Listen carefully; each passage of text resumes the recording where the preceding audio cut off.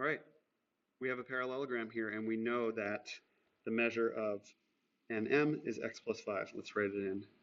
NM, x plus 5. OL, 2x plus 3. Let's write that in.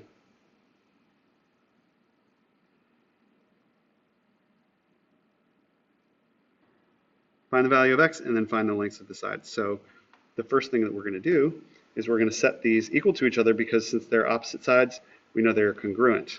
So we say 2x plus 3 equals x plus 5.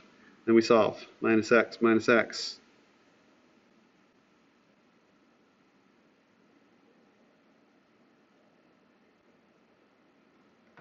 X equals 2. And since these are equal, I'm going to take the original equation, the original setup that we did, and I'm going to say, let's plug it into that. 2x plus 3 equals x plus 5, and then put parentheses there,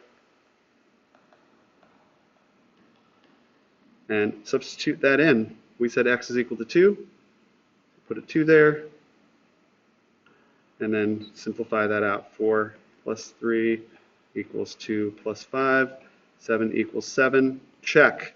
So that length of side is 7.